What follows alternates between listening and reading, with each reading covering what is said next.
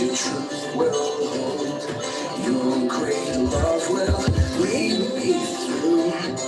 You are the peace in my troubled sea. Whoa. You are the peace in my troubled sea. I let you let go. Oh, we're live. The questions your truth will hold. Your great love will. Sorry, that's feedback from our live stream. My lighthouse, shining in the darkness, I will follow you. My lighthouse. Good morning, Kate. My lighthouse, I will trust the moments. You will carry me safe to shore. Safe to shore. Safe to shore. All right, good morning, everybody. You can go ahead and get started on that warm-up, that pink piece of paper in front of you. I won't feel what tomorrow brings. With each morning, I'll rise and see. My God's love will. Good morning, Jesse. You are the peace in my trouble. Hi. All right, let me show you where we're getting started today. So you should see my screen right now. Can you give me a thumbs up if you see my screen? Awesome. So if you go to topics,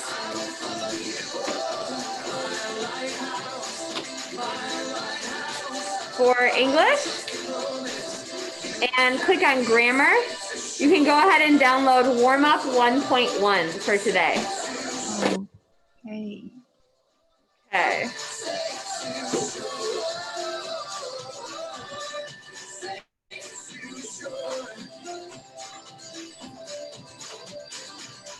All right, so this is a little warm-up for you for prepositional phrases. You may use your notes. You should get out your yellow sheet. You should always have that out. But you could also find the other pink piece of paper, which was your prepositions notes from last week, to kind of get you started. Good morning, Katie.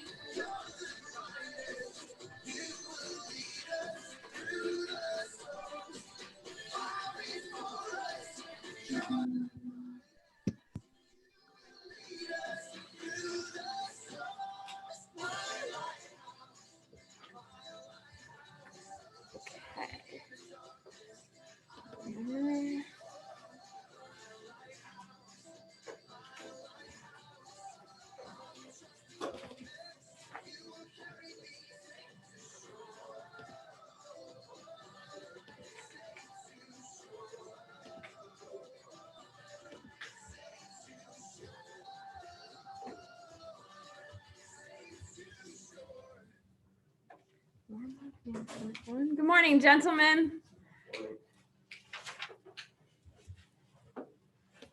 All right, go ahead and get started. You've got a pink piece of paper on your desk that's a warm-up for you for prepositional phrases. You can use your notes, and you should have your yellow sheet out to use that.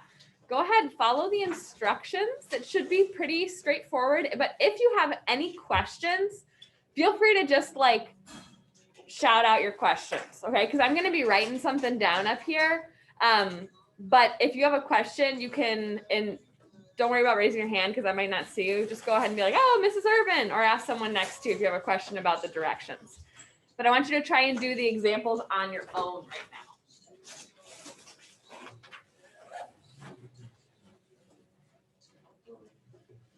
Jack, how are you doing this morning? Would you mind?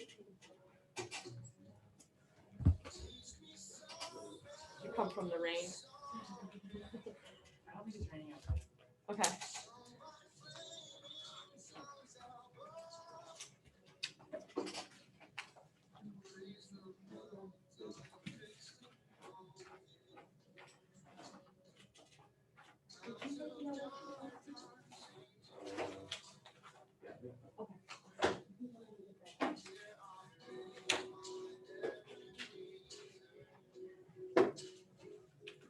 All right, Jesse, were you able to find that? The warm-up? Yeah. Yes. Wonderful. And you have the notes from last week that we did together in class, right? Yeah. Awesome. So go ahead and give that a shot, and you can use your notes to do so.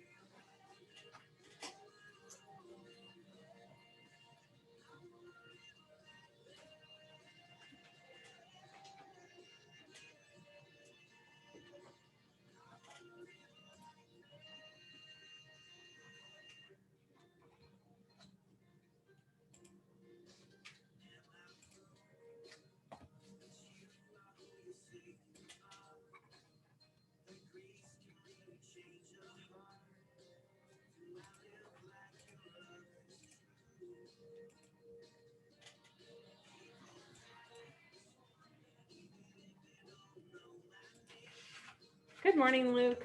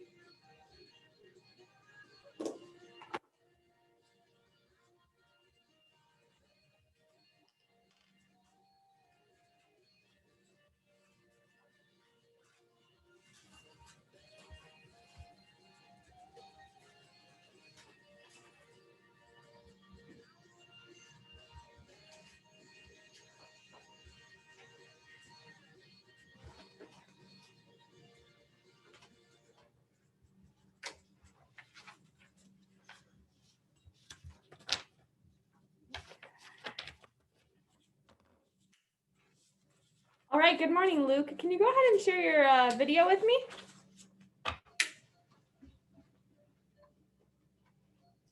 Good morning. Here's what we're doing. It's on campus, so you're going to want to go to topics and go to the grammar topics, and we're doing warm up 1.1. So here's where it is. Warm up 1.1 about prepositional phrases. You can go ahead and use your notes.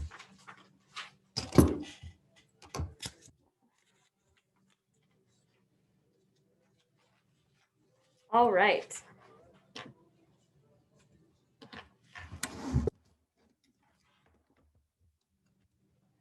All right, so I've given you the warm up. I've given you some time to get started on it. This is gonna become kind of a routine. Every couple of days, we'll do one of these to help us stay on track with our grammar, and also in an effort to avoid, like, if we do it regularly and then that gets it so that we're not spending like whole day just talking about grammar.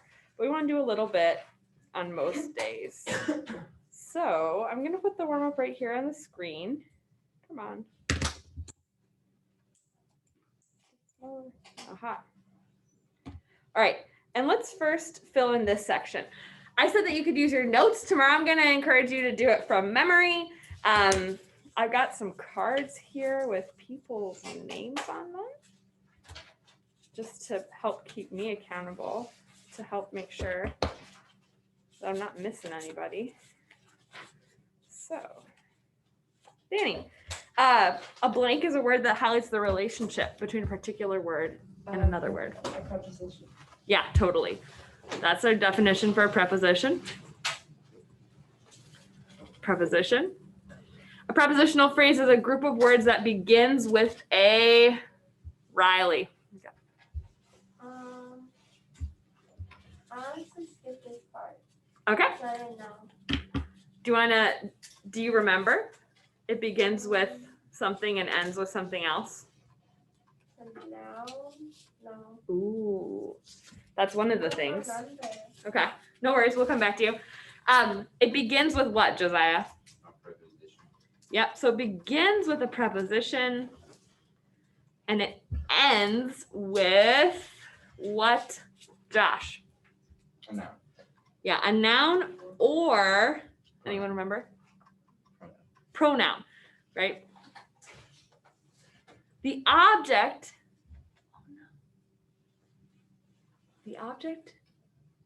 is of the pronoun is the, ooh, I made an error here. Okay, this should say the object of the preposition. Oh, that makes more sense. Makes so much more sense. Sorry about that. If you guys see errors on anything I give you, please call me out. The object of the preposition is the what at the what of the prepositional phrase. Katie? How did you fill in that one for number 3? The object of the preposition is the, Oh, noun or pronoun? yeah. And where does it occur in order? Yeah, at the end. All right, and Quinn, the subject and verb are never, sometimes, or always inside the prepositional phrase. This is the trickiest one. Always? Not always. Chloe?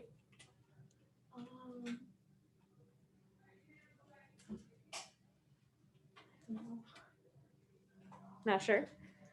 Jack? Sometimes. No, they are never. All right, so that one is not word for word from the notes.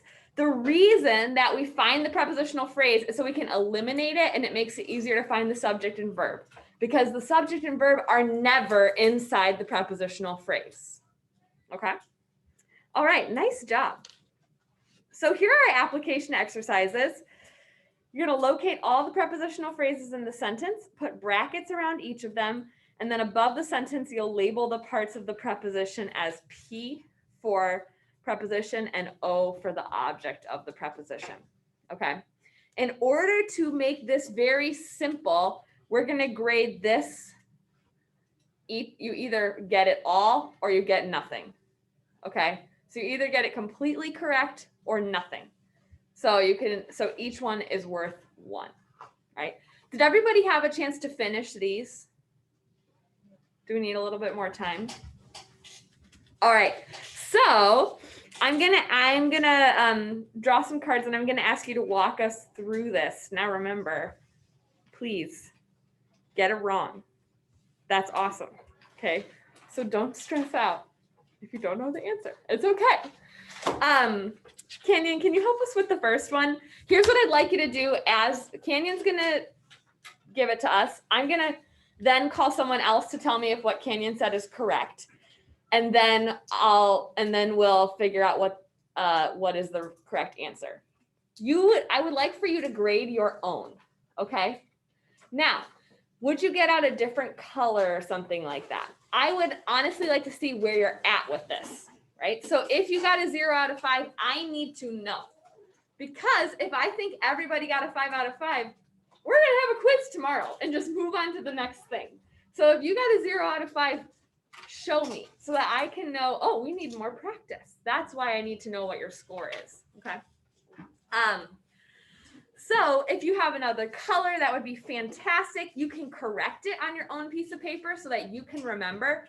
But then just at the end, put a score out of 5 right next to this application exercise. Actually, let's put the score out of 5 in this top right corner, because that's a clear space where I can obviously see it. And we're just going to grade these 5. All right, so Kenyon, walk us through number 1. Number 1, prepositional phrase is in the family, preposition being in, and family being the object. Yes, totally. All right. You done? Yeah. Okay. Weston, is that correct? Yeah. Okay. Other thoughts? No, it's not. Clarissa. There's another one at the beginning of the sentence. Oh, I wasn't supposed to do that. Clarissa, I stole your thunder. I'm sorry. Clarissa, tell us, where's the other prepositional phrase? It's at, the first bracket starts at and ends at house. Yes. And then what are the preposition and object? Prepositions at, object is house. All right, so I'm sorry everybody, but I said all or nothing. So if you didn't get both and you didn't label preposition and object of preposition, nothing for that one. That's -1. Okay. Nice. All right. So Grace, we were halfway there. Why don't we do this now? Pause, check over yours and make sure you didn't miss any, because Yeah. many of them have multiple prepositional phrases. So take just a minute or two and look back over 2 through 5. I'll give you a chance to make changes. And I would highly recommend you have that yellow sheet out because it has all the prepositions on it. Yes, Chloe. Wait, so for 5 though, Ooh. would in sentence change? I can't answer that question yet. Oh, I see what you're saying there. Like and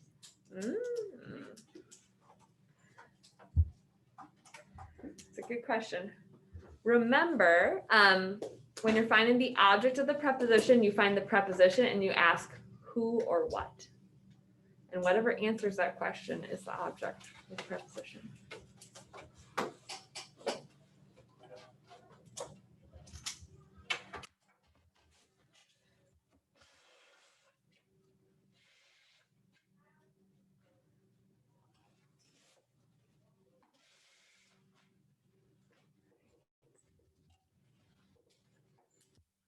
All right, you guys ready? Let's go. Tobias, talk to us about number 2. All right, so the prepositional phrase is above the trees and in the bright sunshine.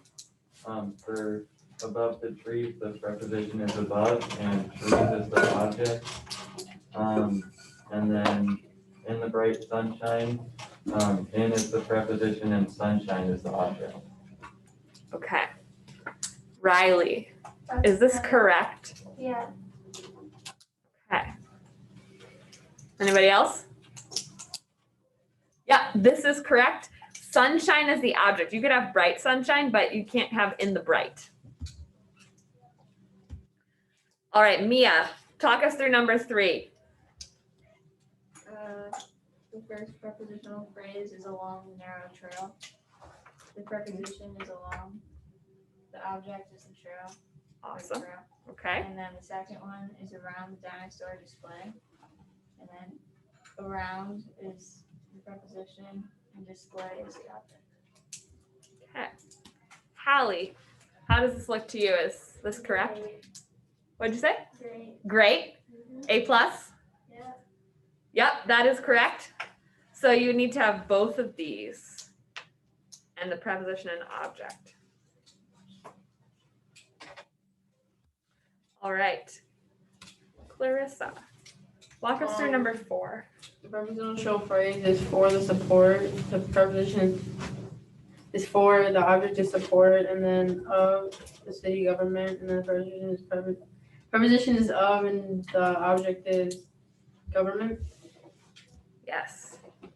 This one is tricky. I need to get better at my poker face, my poker voice. I keep giving the answers. Yes, Clarissa, you are correct. This one's tricky because city is modifying government. So you just need to make sure you have those both in the bracket. Vaughn, would you do number 5 for us? Oh, yeah. First one is in French and Spanish, and the preposition is in, and the object is French and Spanish. And then the second one is on the chalkboard. The preposition is on, and the subject is chalkboard. Jack, is that correct? Okay. Yep. So go ahead and grade yours out of 5. All or nothing.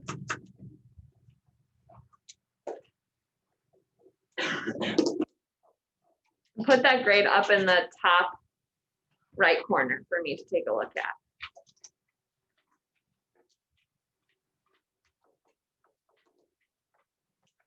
Yeah, Canyon.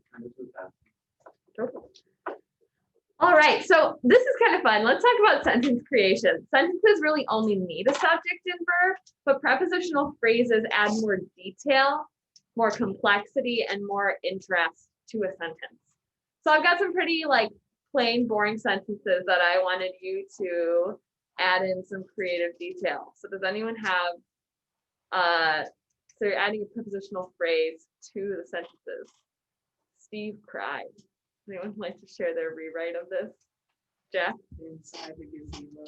Inside the gazebo. Yes. What a dramatic place for a good cry, right? It is pouring rain. I see it. Wonderful. Josh, what'd you have for number one? Is that raising my hand? I thought you were. Oh, I don't have a good one. Okay. Anyone else want to share theirs? Dramatic scene of Steve crying. All right, number two, Pam ran. Tobias? Pam ran into a stop. Into a stop sign. Yes. Anyone else have one that they want to share? I'm curious. I want to hear like one with a completely different meaning. Right? Because that's with prepositional phrase, that's where you're like adding all the detail. Pan ran into a stop sign away from Steve. Maybe she just broke up with him. That's why he's crying in the gazebo. Oh, drama. Okay. The goat danced. Danny? Outside by the farm, the goat dance. True prepositional phrases. Outside by the, whoa. By the farm. And then what was it? The goat dance. Oh, you did it in front. I like that. Jack? Around the fire.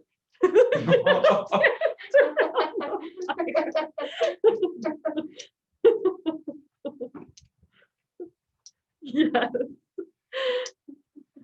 Okay, what's going on with that goat? Right now, here's the real challenge. How are these sentences all connected? Oh.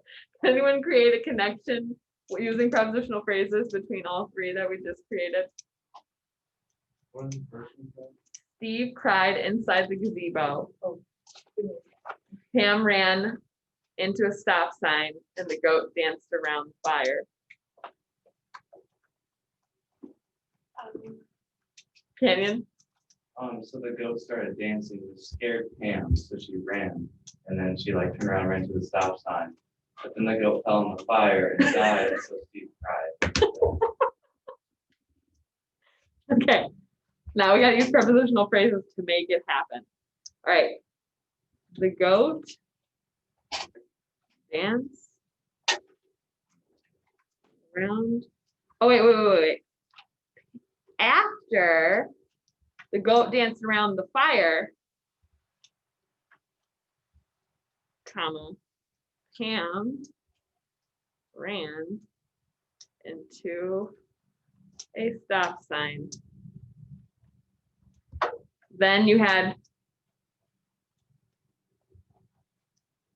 later,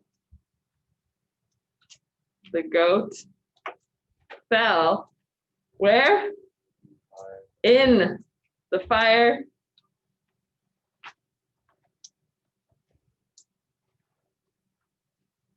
Steve cried. Okay, it was a worthy effort. Inside the gazebo.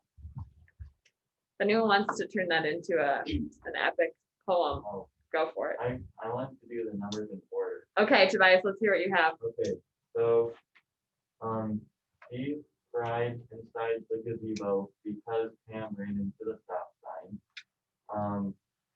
And the goat danced because Steve was sad. And the goat danced because Steve was sad and fell into the fire.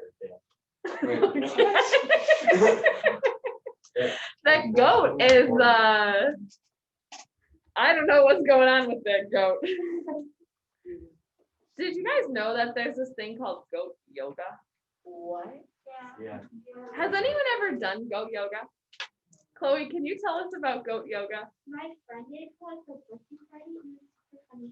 Because they had these two like baby goats, and they just like jumped on me. And, like, Are you serious? yeah, it's more like playing with stuff and it's really good. That's probably just That's awesome. I love that. What a time to be alive. Correct any errors you find in the following examples. The students ran from the dinosaur statue. So this person says that the preposition is from, the object is dinosaur. Danny? The subject is, well, the object isn't dinosaur, it's statue because dinosaur describes the statue. Yes. So this is gonna be statue or dinosaur statue. Yes, Jeff? Dinosaur be considered an adjective or no? Would it be like a- It would be considered a modifier of statue, but you could have all of the phrase dinosaur. Because remember, sometimes nouns can be used as an adjective. Ham sandwich, right? Ham describes a sandwich, but ham's not, you don't say like, you were looking ham today. That's not normally an adjective. After the play, we ran to the grocery store. Mia? After the play is also a preposition. Yes. And what would the preposition and object be in that one? after the preposition for it. Yep. So that's error. That's one error. Anything else, Chloe? Is it store the object to the grocery store? Because grocery is an adjective. Yes. So it should be grocery store or just store. What's the preposition in that phrase?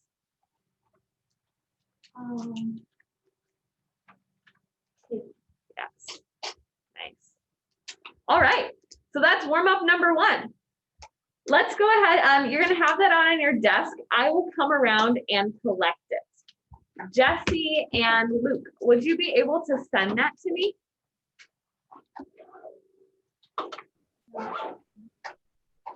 Oh no, Luke, I didn't even see you got your hand raised. What's your question?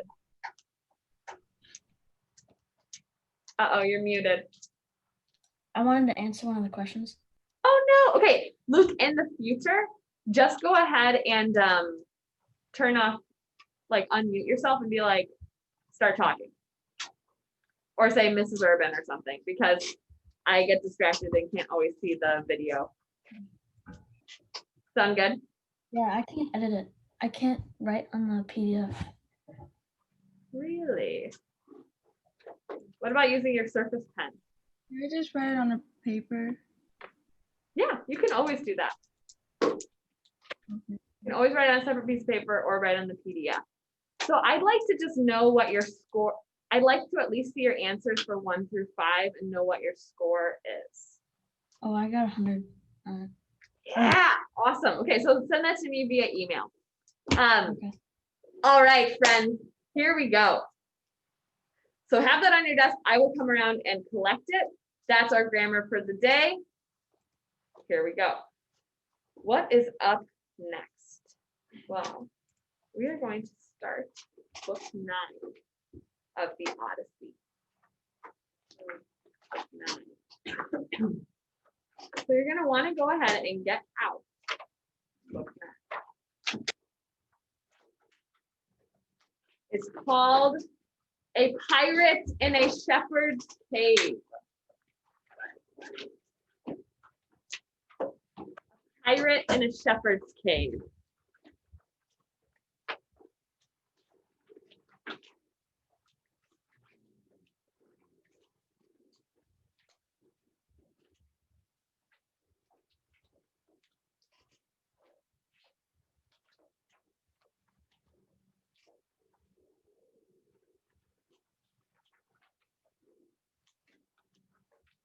Okay, I have a question for you.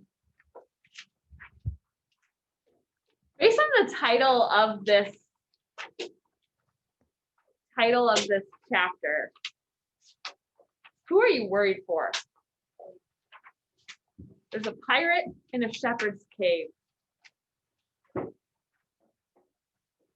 Jeff? All right, so let's just think really quickly. When you see the word pirate, okay, what comes to mind? Any phrase or association? Yeah. Robbing. Oh, Yes.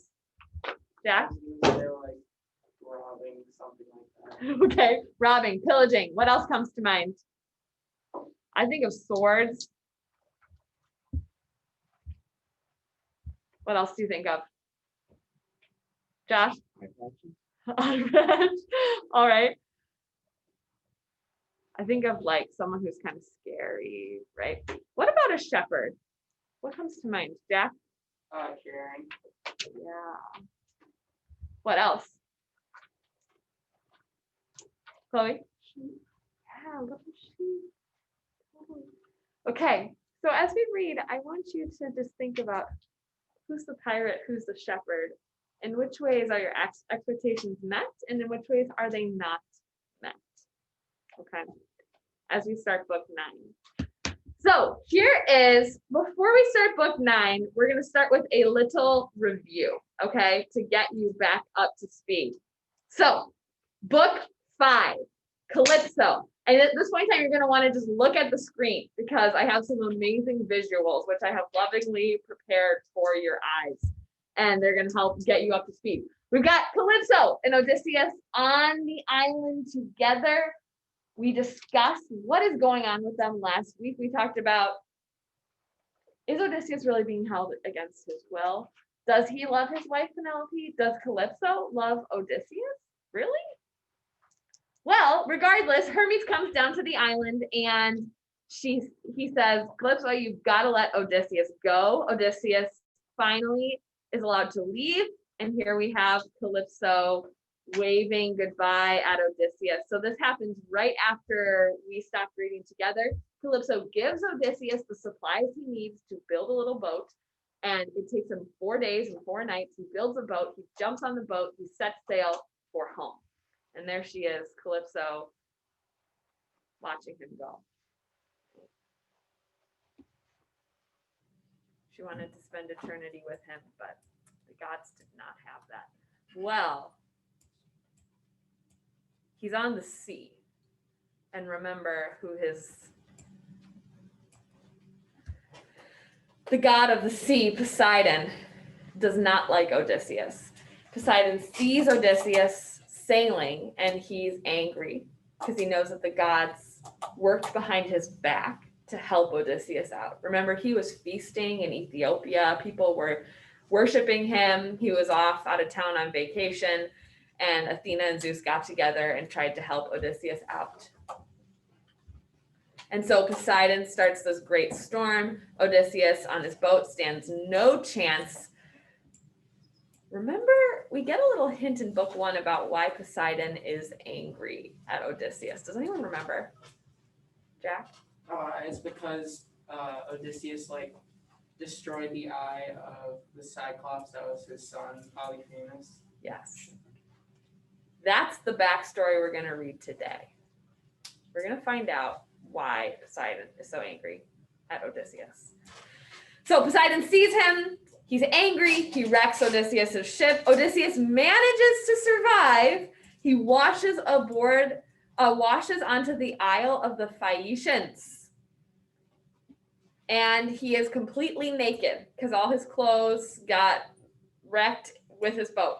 Okay, so he's completely naked. He is hiding in the bushes. And then in the morning, the beautiful Princess Narcissa is out with her maids washing clothes and by the stream. And Odysseus crawls out of the bushes completely naked and basically pleads with her to help him out. And she buys his story. She's like, I'll help you out. She gives him some clothes, which he really needs, and she agrees to help him out. She then takes him to the royal court of her father and mother. Her dad's name is King Alcinous, and they welcome Odysseus, still a stranger. We've got some Xenia there at play, right? And then I'm gonna zoom in here. This is a picture of the Phaeacian court.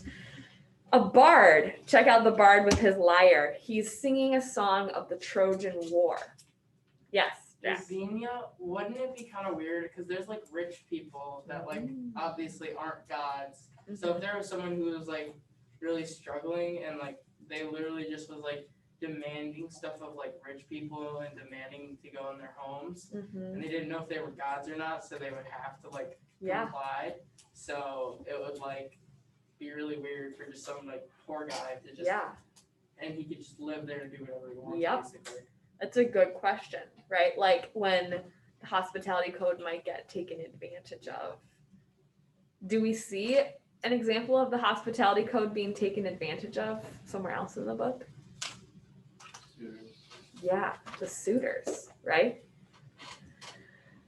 But Telemachus says, like, you're not on the right side of this code. You're actually abusing this. And I am, like, Zeus will have revenge on you. That's on your head. So then Odysseus is in the court, right? They bathe him, they dress him, they give him a good night's sleep. And he's in the court and they're having a feast. They're having this giant party. And the king and the queen and the princess don't know who Odysseus is. Remember when Mentes first showed up at Telemachus's house? First thing he did was welcome him in, feed him. Didn't ask any questions, right? They welcome Odysseus in, they don't know who he is. And then the bard starts to sing a song of the Trojan War. And Odysseus is listening to a song about himself and his friends. And he starts to cry, just sob in front of everybody in the Phaeacian court. The queen notices. And at that point in time, they ask him, who are you really? And that is where we're going to start with book 9. Odysseus is talking to King Alcinous in the Phaeacian court. Now, just for context, this is where it gets a little bit mind-bendy, okay?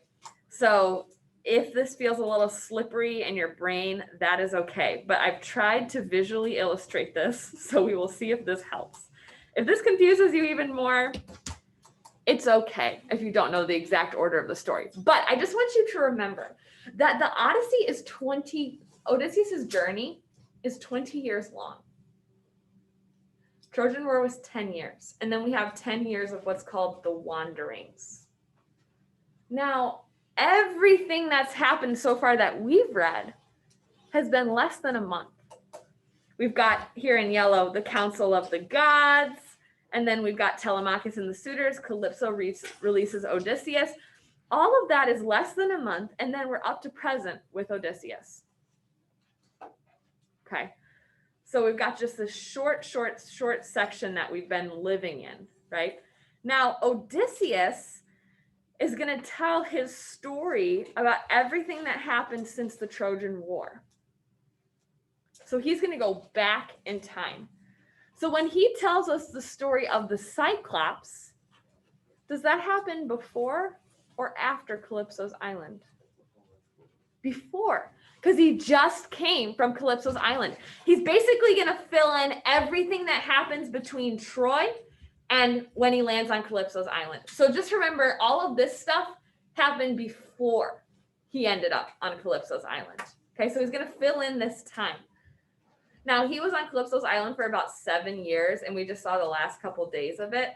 So, and the Trojan War was 10 years, so there's about 3 years unaccounted for in between that he's going to really tell us about today. So that's where we're starting today. Now, here's what I'd like for you to do. At the top of your piece of paper, go to the beginning of book 9. So find the beginning of book 9. Josh, I see you have your book open. What page does it start on? 41. 41. Go to page 41.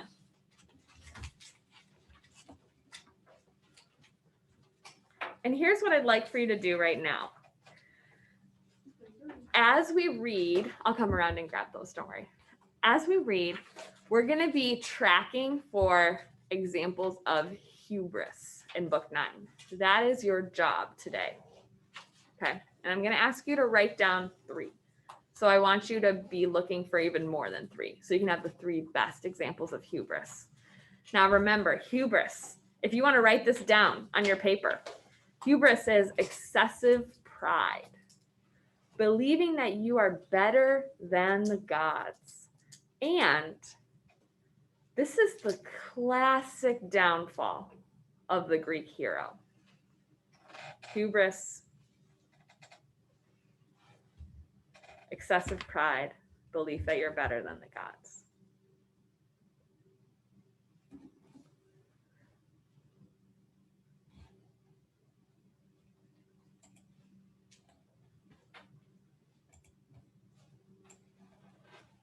Once you get that down, I'd like for you to look at some of these quotes. I found a couple of interesting quotes about pride. And what I'd like for you to just do is I'm curious which one you find most interesting or compelling. And maybe just write that one at the top of your piece of paper. These are several different proverbs, right? Number 1, if you are filled with pride, you will have no room for wisdom. It's an African proverb. Pride is the mask of one's own faults, one's own flaws. Pride is the mask of those things. Or this one I find very interesting. It's kind of a riddle. Pride and poverty don't get along, but they often live together. I should just take a second to look over those and just ask yourself which one intrigues you. What do you think they mean? Just think about that for a little bit. And then we're gonna go ahead and get started.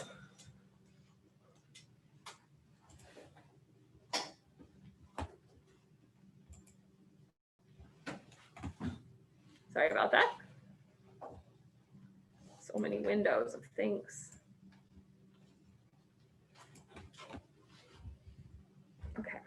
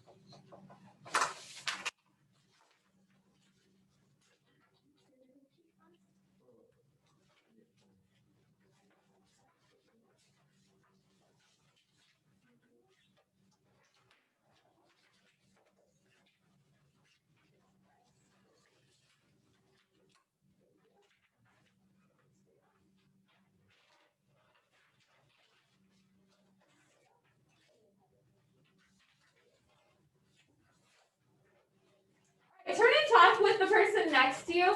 Which of the quotes do you find most interesting, and why, what do you think they mean? Especially that last one is a riddle. What does that mean? It's so interesting. So I'm just curious. Go ahead and talk with the person next to you. Now, go ahead and talk with the person next to you. Which quotes did you choose?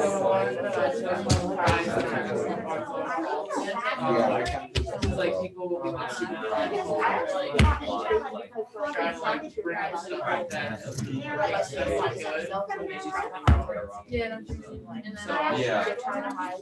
like if they do something wrong, then they'll all correct it right and that's something they did well. So not forget, but just like Yeah, that makes sense. I chose the first one. I don't really know why. I feel like it's easier to understand. Yeah. You're practical or something. I think All right. Any thoughts on what the third one means? Chloe? I think that they might not be talking about literal poverty, Ah. or maybe they're missing something from their life. Ah. Maybe if you're prideful, you're missing something from your life. So a type of poverty, a type of maybe personal poverty. Yeah. Other thoughts on what that one means? I have a thought. Yeah, what do you think, Luke? They would be like hiding their pride or poverty. Ah. Using their pride to hide their poverty. Interesting. I was wondering if maybe it means that pride and poverty don't, if you think about them being, oh, Josh. So pride and poverty, like you're not like, if you're in poverty, you're not prideful of that. But like, pride is not, I don't know, the getting along part, like, like they're not like, they're not equivalent. Like if you're poverty, you're not prideful, hopefully. But if you're too prideful, it may cause you to fall into poverty because of that. They often live together. That's interesting. So you could think about it. Oh, I like the way all of you are thinking about it. Like it's almost like pride and poverty within one person. So those are warring parts of a person, but oftentimes one feeds into the other and they actually end up living together. I was thinking about it like two separate people, almost like a prideful person and a person in poverty wouldn't get along, but live together because the prideful person is maybe is leading to something that brings other people into a state of poverty. Like their pride has a negative effect on people around them. That's what I was thinking. What do you think that the second one means? Pride is the mask of one's own faults. Danny? People use pride to like hide all of their insecurities and like their feelings. Like people can be so proud like of themselves that they don't want to like talk about like things that are happening, if like something bad is happening at home or like with friends or something. Interesting. Thank you. Riley? Kind of like what Danny said, like when I was like younger, my son was like me, like mom always said like it's not necessarily them, it's like they might have something going on and them being mean to someone else like helps them feel better about like what they're going through. Interesting. Thank you. That example really helps to kind of bring it to light. Huh. All right. There's a proverb. I didn't put the biblical proverb up here, but you probably heard this one. Pride cometh before the fall. Right? All right. So I just want you to keep that in mind. As we read today, here's sort of our reading guide, the first side. I've just got comprehension questions. Now, here's the tricky thing. I used these last year, so they follow the page numbers like in the top corner of the reading. Let me go ahead and pull up my reading. So when it says page 240 and 241, you'll notice that those are the pages like in the upper, the small page numbers in the corner. So you can kind of use those. So these are some comprehension questions. I might pause and give you a chance to kind of answer them. And then as you read, what I would like for you to do is one, you're looking for examples of xenia. Okay, examples of, no. Examples of hubris, I'm sorry. Examples of hubris, of pride, okay? Now, if you want to find some examples of xenia or anti-xenia, go for it. That would be awesome. All right, so, and then we've got these questions along the way. I'll give you some time to answer them at the end, and I am going to ask for you to cite a line number for the answers to those questions. So you might want to mark them as they come up in the reading. I'll read through them now so you know what you're looking for. At the beginning, who is Odysseus talking to? What story does he say he's going to tell? Then he's going to talk about the Cicones. What happens with the Cicones? Who are the lotus eaters? Why are they dangerous? And then we're going to get to the Cyclops Island. What does Odysseus mean that the Cyclops are lacking in customs? What plan does Odysseus and his men make? How does Odysseus prepare for his journey? What do Odysseus and his men disagree about? Where are they when this happens? What request do Odysseus and his men make of Polyphemus? What lie does Odysseus tell? Why do you think he does this? So these kind of follow along in the reading. Yeah, go for it. All right. So We're going to try something a little bit different today. We're going to listen to the audiobook and read along the audiobook.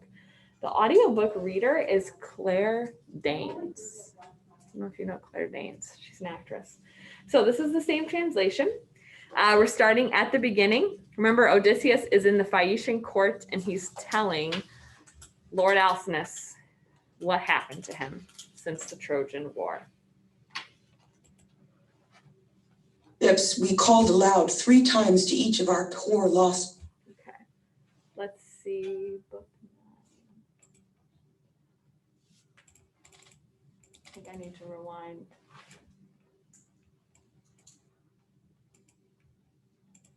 Extends to heaven, but I live in Ithaca, where shaking forest hides.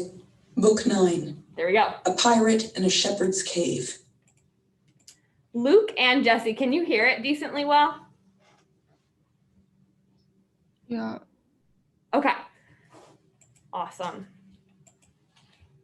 Wily Odysseus, the lord of lies, answered, My lord Alcinous, great king, it is a splendid thing to hear a poet as talented as this. His voice is godlike. I think that there can be no greater pleasure than when the whole community enjoys a banquet, as we sit inside the house and listen to the singer, and the tables are heaped with bread and meat. The wine boy ladles drink from the bowl and pours it into cups. To me, this seems ideal, a thing of beauty. Now, something prompted you to ask about my own sad story. I will tell you, though the memory increases my despair. Where shall I start? Where can I end? The gods have given me so much to cry about.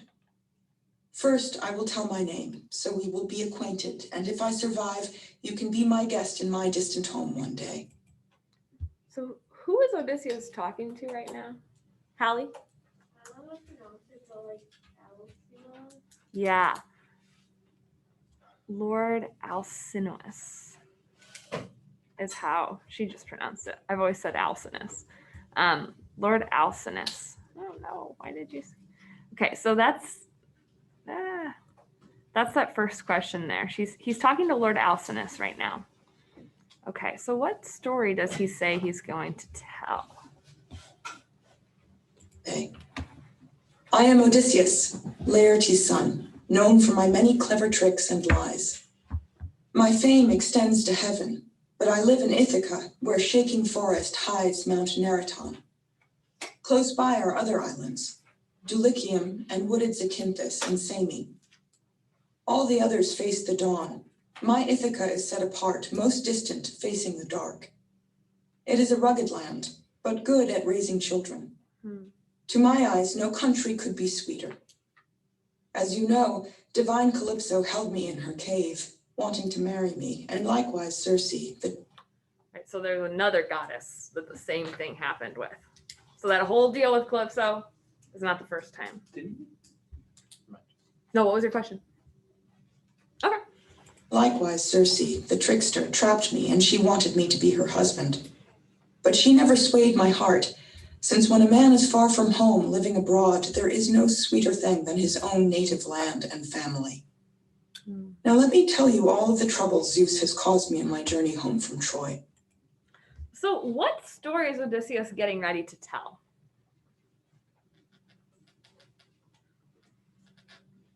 What story? Canyon? His trip back from Troy. Yeah. After the Trojan War. Yeah, and this, like, let me tell you all the trouble Zeus has caused me on my journey home from Troy. Or this, now something prompted you to ask me about my own sad story. I will tell you, where shall I start? Where shall I end? The gods have given me so much to cry about. So he's about to tell him his whole backstory. A blast of wind pushed me off course towards the Sycamores and Ismaris. I sacked the town and killed the men. We took their wives and shared their riches equally among us. Then I said we must run away. Those fools refused to listen. They were drinking wine excessively and killing sheep and cattle along the beach. The Sycamores called out to neighbors on the mainland who were strong and numerous and skilled at horseback fighting, and if need be, on foot.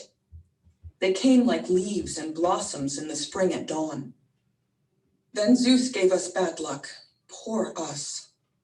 The enemy assembled round the ships and fought with swords of bronze.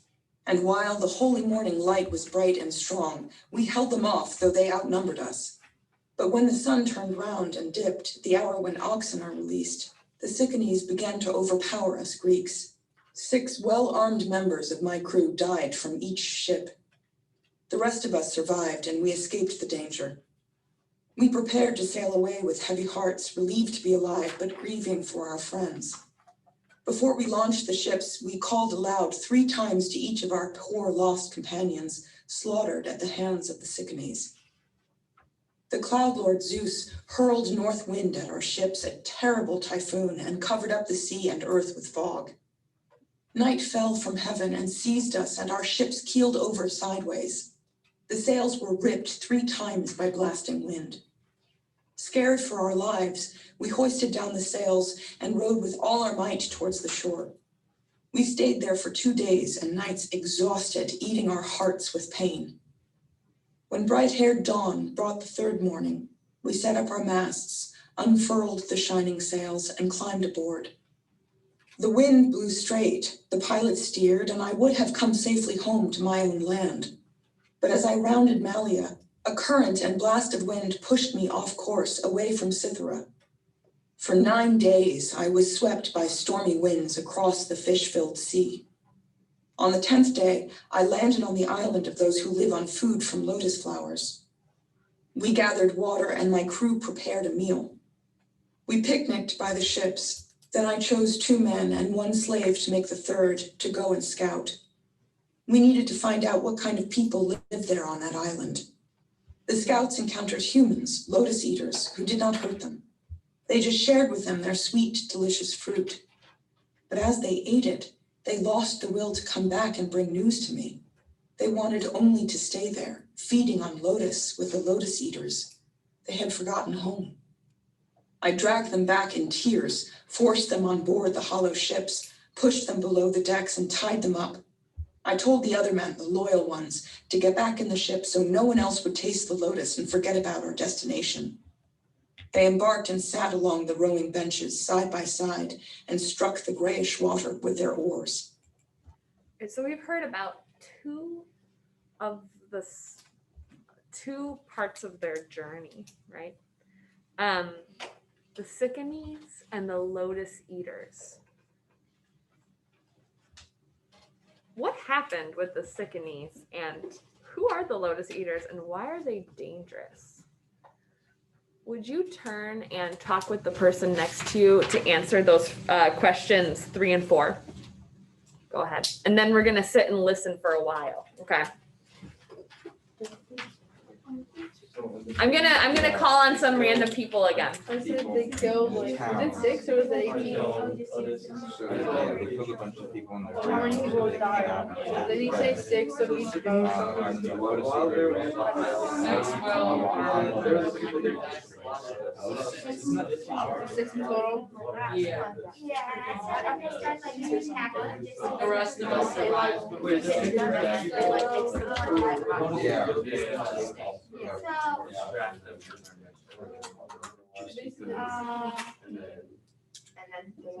But yeah, Odysseus kills the whole town. Okay, we need to talk about that. All right, Does he turn him into a pig though? Josiah, talk to us about the Sicanies. What happened with the Sicanies? They got pushed off course, so then they planned to do it at the Sicanies, Yeah. and then they took the city, but then they stayed there too long, so then the Sicanies neighbors came and attacked them. Yes. And let's just zoom in on this detail too. They took the city. What is that? What happened there? Josh, I heard you and Danny talking about this.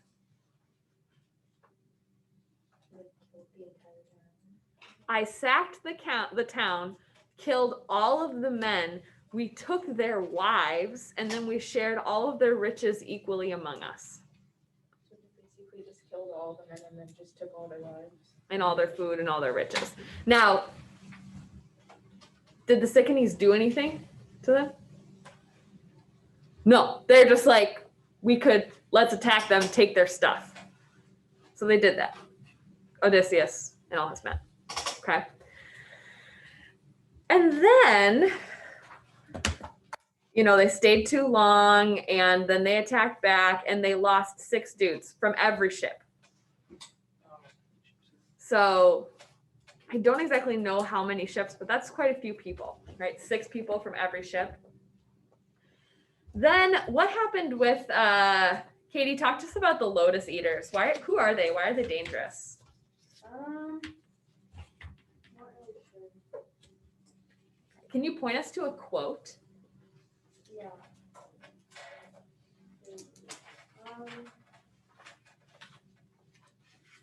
Oh, okay. This is number 4. Yeah, and I'm trying to figure out the line number. It's like they had forgotten home. Oh. Like it like distracted them. Yeah. They had forgotten home. Tobias, can you tell us more about that? What happened with the Lotus Eaters? Yeah, I think so. So they, the Lotus Eaters kind of just tricked them and had them eat the fruit, and I'm guessing the fruit kind of tricked them into thinking that they just wanted to be here and nothing else really mattered. Yes. Yes. Right. So it's this delicious fruit that sort of enchants you and you can't remember, you want nothing else. Has anyone read the Percy Jackson books? Yeah. Okay. Do you remember that part in the book where they're at the Yeah. Lotus Eaters and they're there for like years and years? Okay. No, they're only there for 5 days. Wasn't the other 2 kids there for years though? There was Yeah, like some of the someone, other people were. there was like someone who thought it was still like 1980. Yes. Didn't they go to like the hotel? Yeah. Yeah. It was the Lotus That's Hotel. the Lotus Hotel. That's like a take on the Lotus Eaters.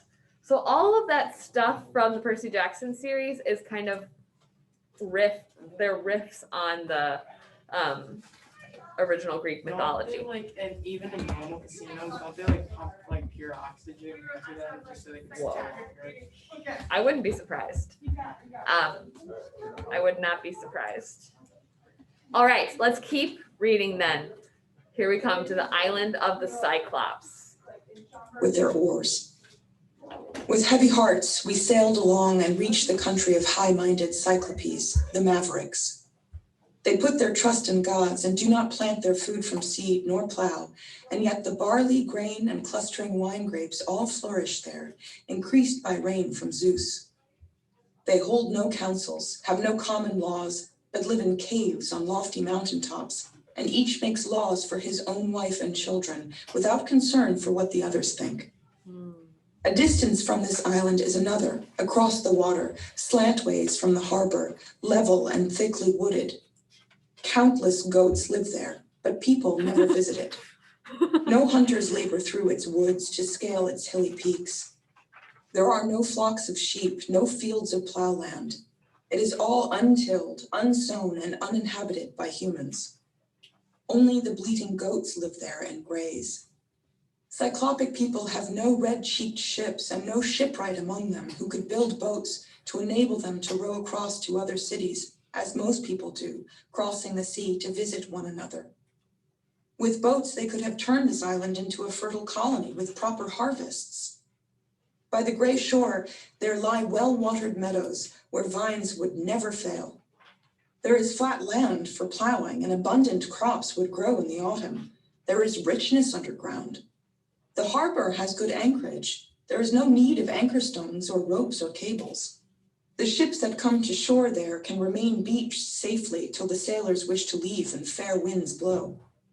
Up by the harbor head, fresh water gushes down beneath the caves.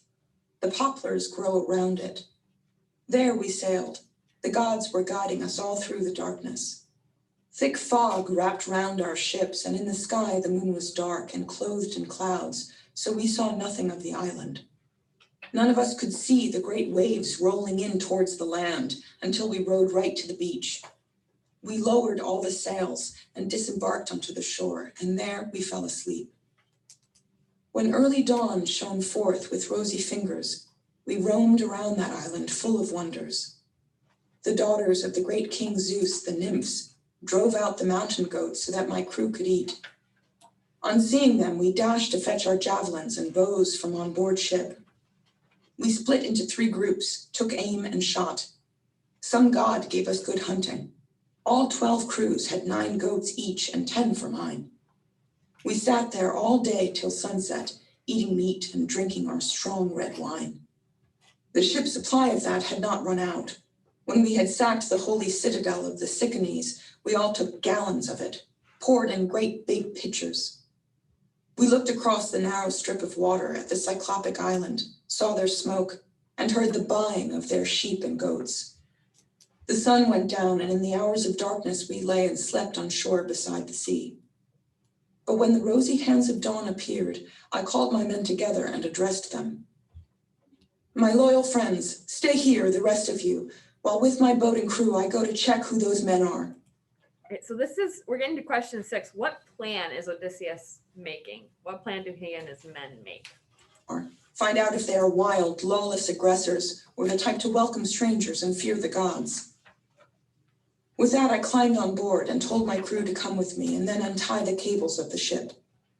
Quickly they did so, sat along the benches, and struck the whitening water with their oars. The journey was not long. Upon arrival, right at the edge of land, beside the sea, we saw a high cave overhung with laurel, the home of several herds of sheep and goats. Around that cave was built a lofty courtyard of deep-set stones, with tall pines rising up and leafy oaks. There lived a massive man who shepherded his flocks all by himself. He did not go to visit other people, but kept apart and did not know the ways of custom. In his build, he was a wonder, a giant, not like men who live on bread, but like a wooded peak in airy mountains, rising alone above the rest. I told my loyal crew to guard the ship, while I would go with just 12 chosen men, my favorites. I took a goat skin full of dark, sweet wine that I was given by Apollo's priest, Maron, the son of Euanthes, who lived inside the shady grove on Ismarus. In reverence to the god, I came to help him and save his wife and son. He gave me gifts, a silver bowl and 7 pounds of gold, well wrought, and siphoned off some sweet, strong wine, and filled 12 jars for me, a godlike drink. The slaves knew nothing of this wine. It was just known to him, his wife, and 1 house girl. Whenever he was drinking it, he poured a single shot into a cup and added 20 of water, and a marvelous smell rose from the bowl, and all would long to taste it. I filled a big skin up with it and packed provisions in a bag. My heart suspected that I might meet a man of courage, wild, and lacking knowledge of the normal customs. All right. I've got 3 questions for you. 5, 6, and 7. Odysseus keeps talking about how these Cyclops are lacking in customs. A man of courage, wild, lacking knowledge of normal customs, lacking in customs. He says on the previous page, this is a couple pages up now. They lack in customs. They put trust in gods. They don't plant their food. They don't hold councils. They don't have common laws. Each makes laws for his own wife and children without concern of what others think. What does he mean when he says that Cyclops are lacking in customs? What does this tell us about those creatures? Then, question 6, what plan does Odysseus make with his men? What are they off to do? And how does he prepare for his journey? Okay, questions 5, 6, and 7. I would like for you to turn and talk this time to the person in front of or behind you and talk through questions 5, 6, 7. Then I'm going to draw some people and just call and hear what you think. So be ready to share something, okay? Or get us started. All right, go for it. I'll give you about a minute. Okay, I'll go first. You guys are doing great. And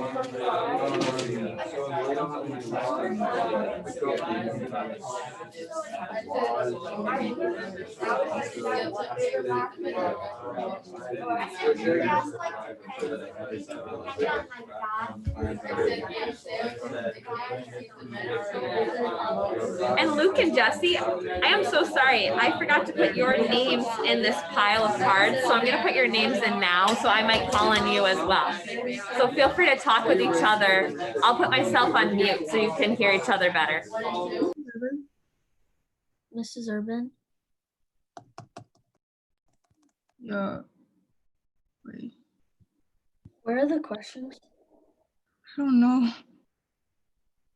Luke and Jesse, I am so sorry. The questions are under, here, I'll show you. If you go to Odyssey and Book 9 guided reading questions, go ahead and download those. Sorry about that. She just have someone down.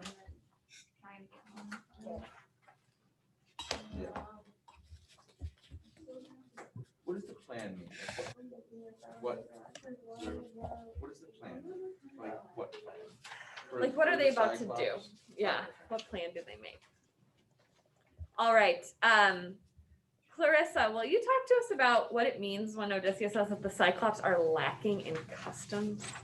Like I said that they don't really do like normal things and they're not really like civilized. Yes.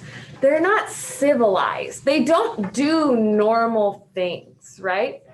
They have no rules, basically. It's like every person for themselves. Jack? I said that like what Clarissa said, they're uncivilized and they're also kind of like savages. Yeah, they're savage, totally. Vaughn, would you talk to us about the plan that Odysseus and his men make? Yeah. So they sailed to a cave to see if the men were like mean or nice.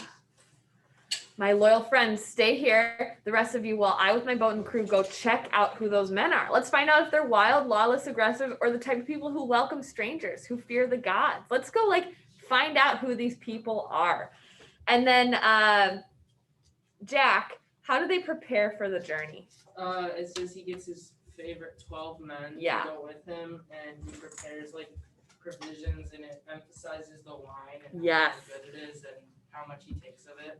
Yeah. Now here's the thing. This is very important. What do we find out about this wine?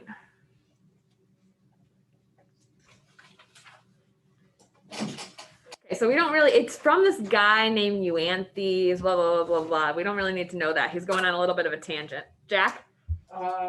That like he only had to put a single shot of a cup, like it was so strong or whatever that he could add a bunch of water to it and it would still be super like good wine.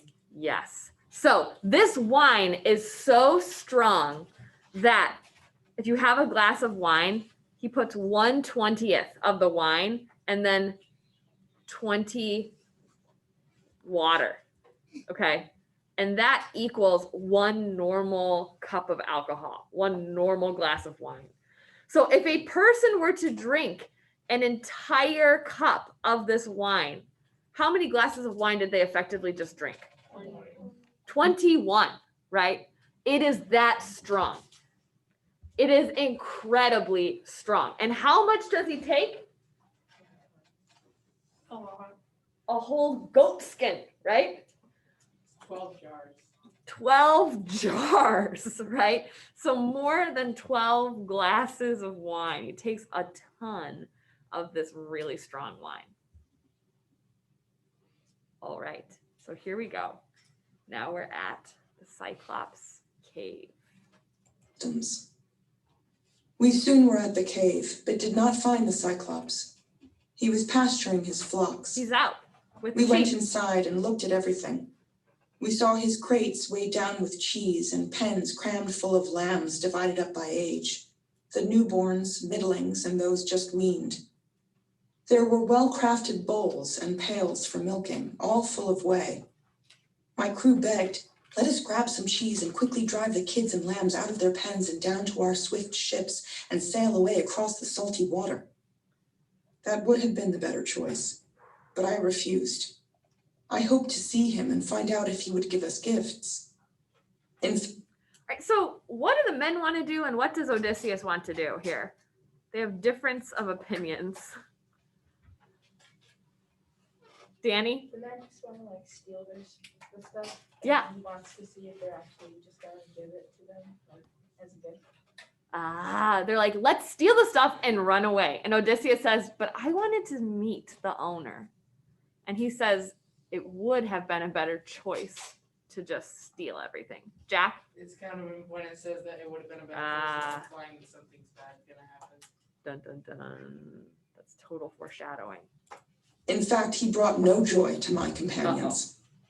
Then we lit a fire and made a sacrifice and ate some cheese and sat to wait inside the cave until he brought his flocks back home.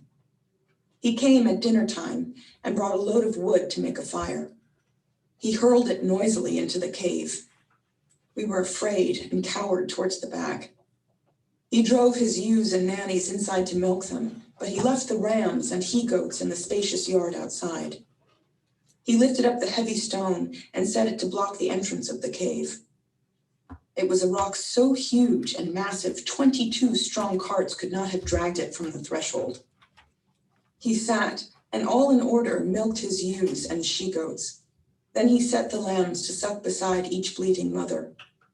Then he curdled half of the fresh white milk, set that aside in wicker baskets, and the rest he stored in pails so he could drink it with his dinner. When he had carefully performed his chores, he lit a fire, then looked around and saw us. Strangers, who are you?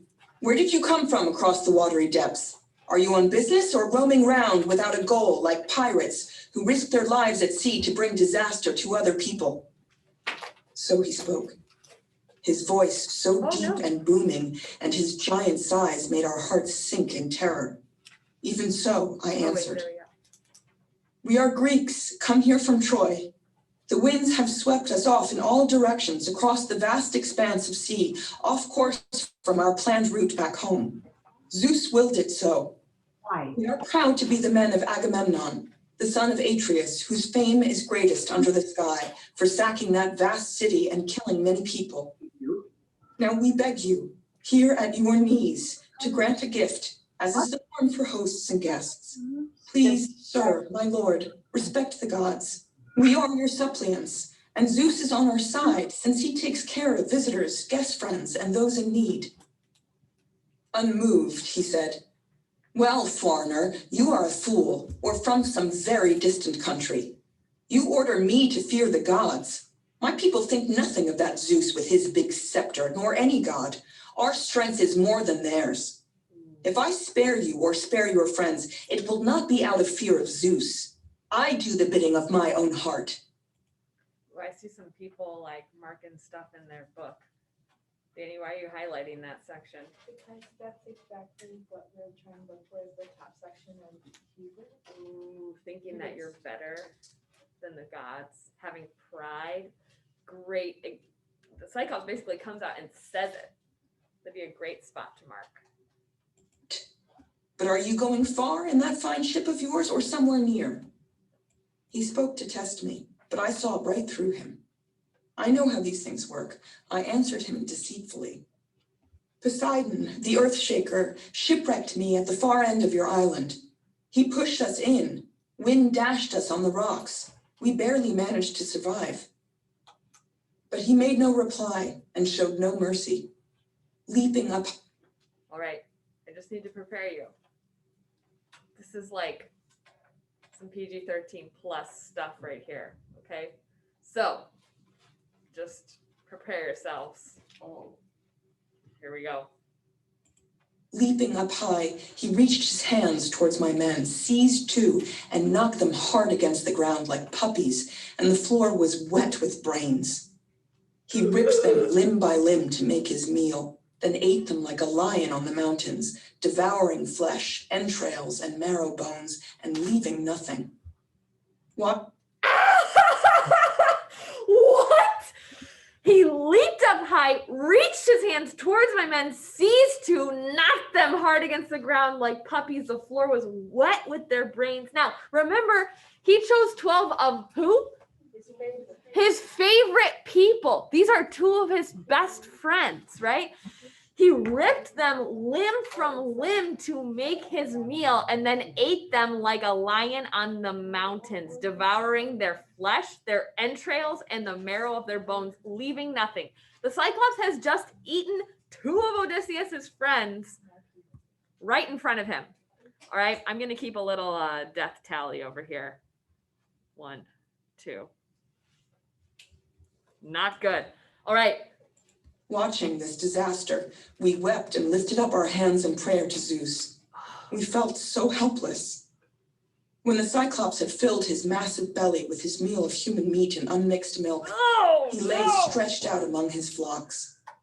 Then, thinking like a military man, I thought I should get out my sword, go up to him and thrust right through his torso, feeling for his liver. That would have doomed us all. What? He says, I thought I should just get out my sword, stab him. That would have doomed us all. Why? Tobias? Maybe he's like an immortal being. Maybe he's an immortal being and that would curse them. Jack? Maybe it wouldn't like do much to him. It would be like a small injury and then he would kill them all instantly. There's something else. Go back up to the very top.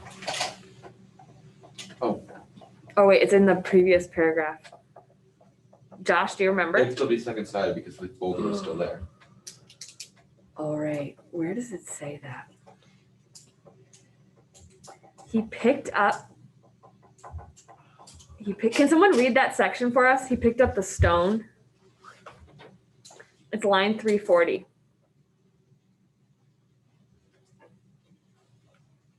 Josiah has a hand up.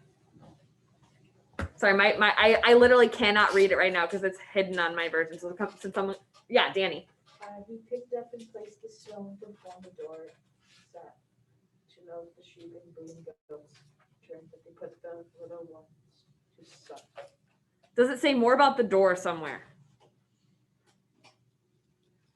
Basically, this rock is like a giant rock that even like 100 people could not move.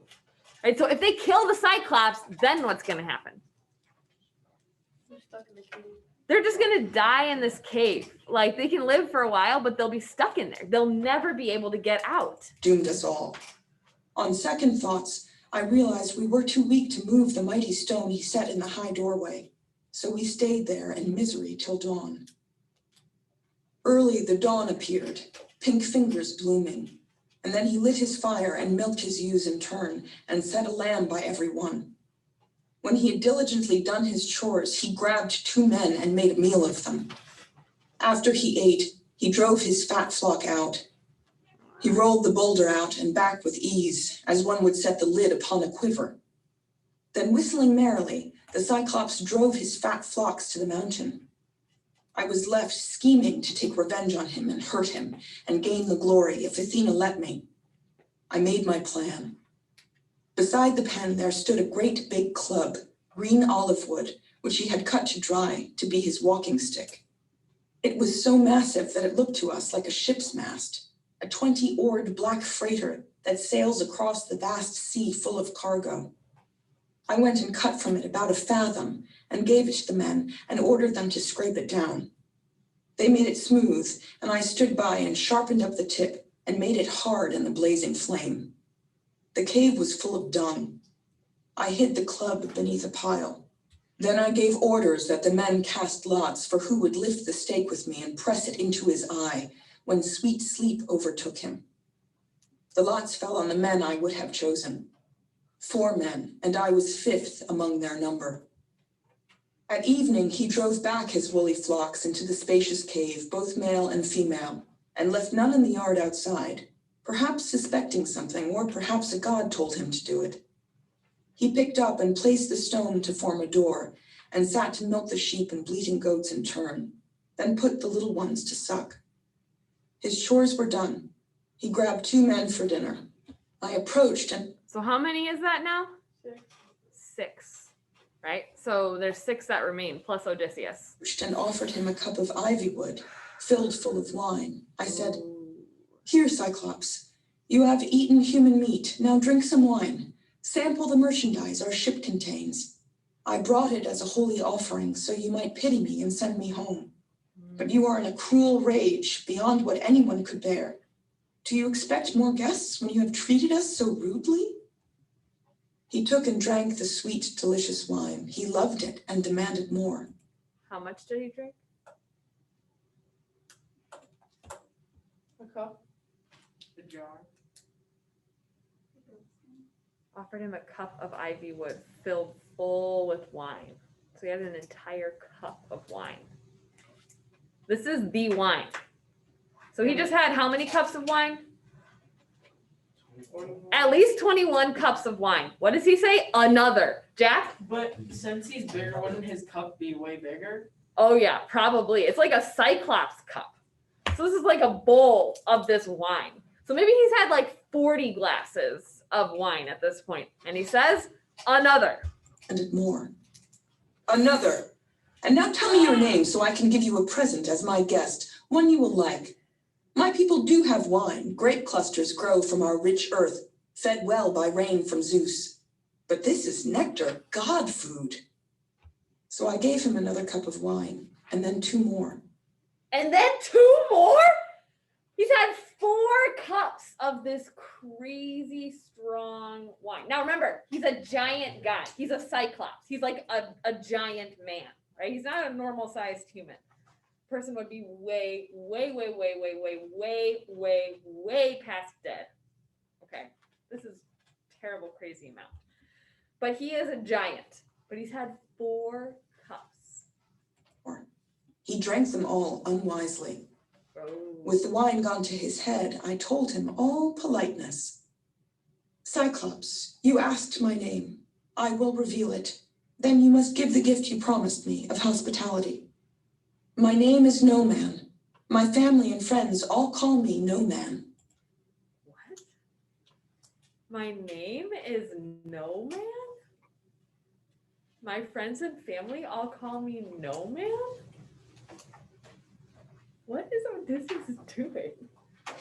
No man. He answered with no pity in his heart.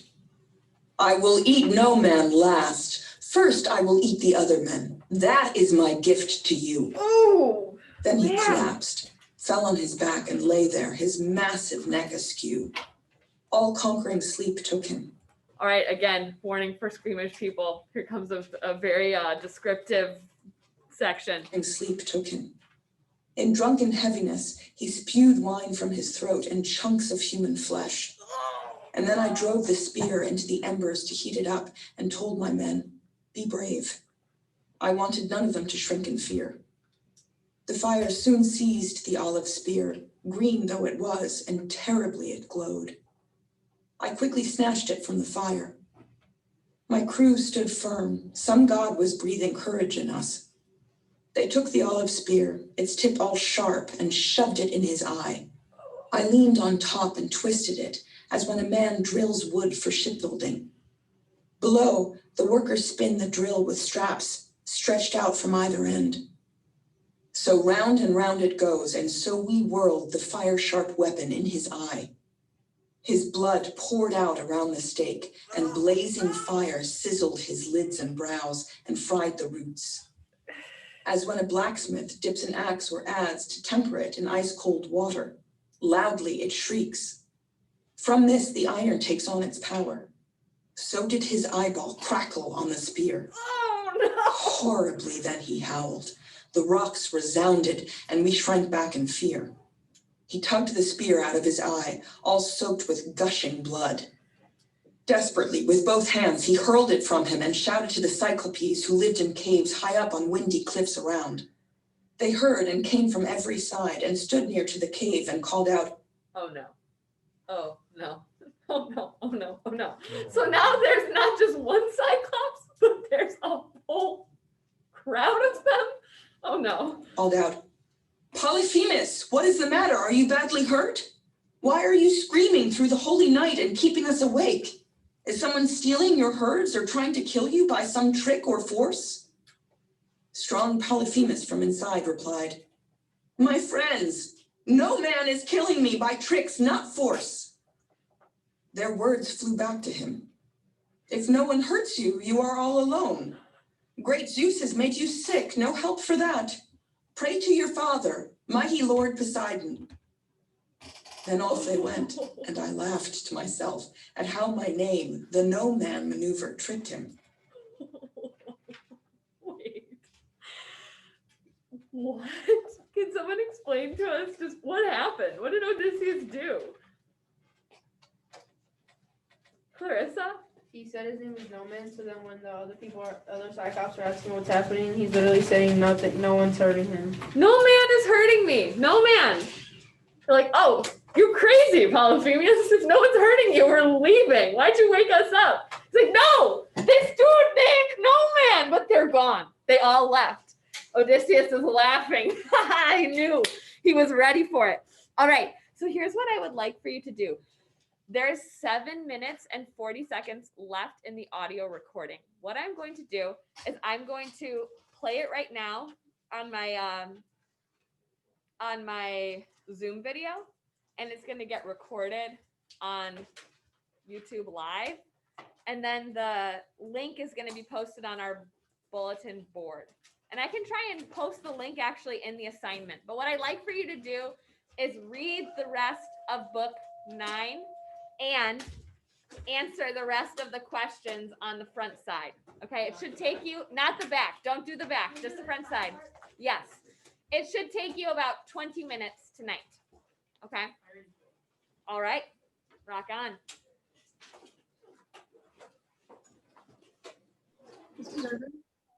Maneuver tricked him.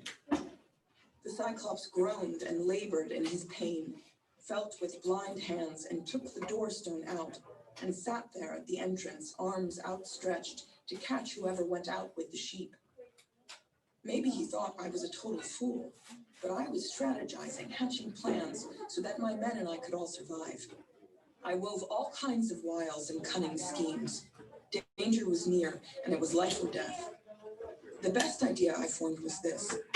There were these well-fed, sturdy rams with good thick fleece, wool as dark as violets, all fine big creatures.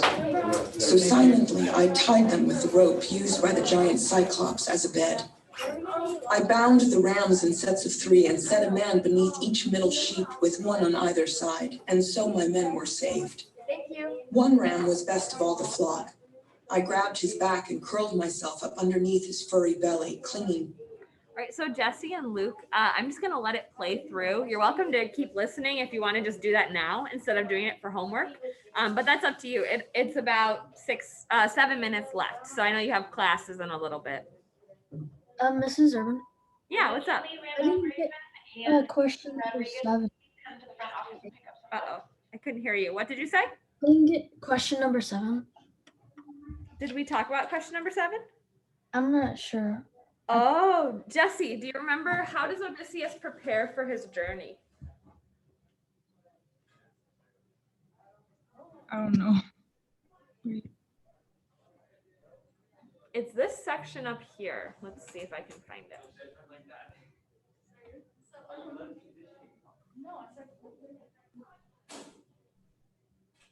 Do you remember this section with the what he packs for the journey? He packs the wine.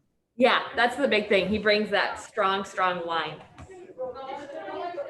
Hey, so what do you two think about the Odyssey so far? Smart. It's hard? Smart. I'm Smart? starting. Oh, this is smart. I get it. Hey, Brad, how's it going? Good. I've got 2 students here on Zoom. Oh, okay. Jesse and Luke, I'm gonna sign off now. All right. See you later. Were they in the previous class? Yeah. Nice. I just want to follow up on the conversation we had last week And about let me Nerf end my Go. Zoom.